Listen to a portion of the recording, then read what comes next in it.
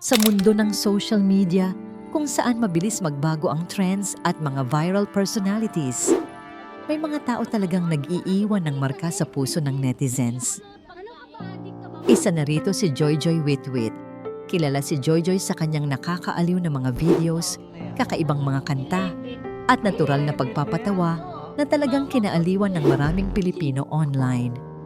Sa simpleng paraan niya ng pagpapasaya, marami ang nagsasabing naging stress reliever nila siya, lalo na noong panahon ng pandemic.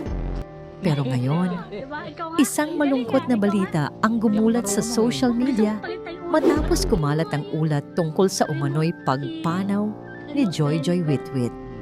Ayon sa mga kumakalat na impormasyon online at ilang pahayag mula sa mga malalapit umano sa kanya, mayroon daw kondisyon si Joyjoy na epilepsy.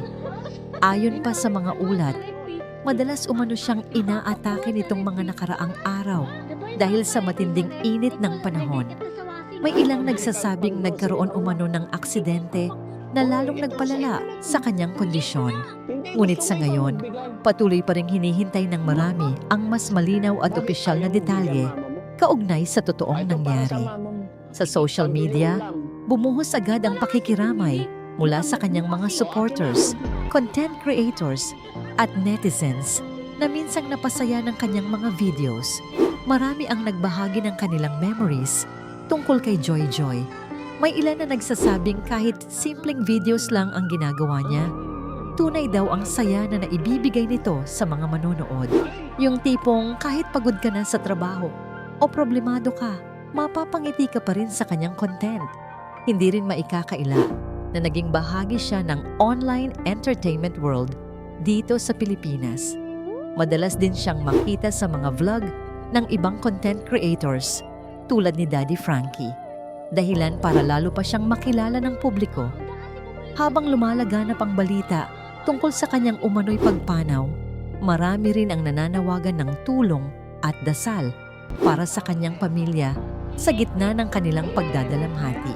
Talagang minsan, hindi natin namamalayan kung gaano kalaki ang epekto ng isang taong nagpapasaya lang online.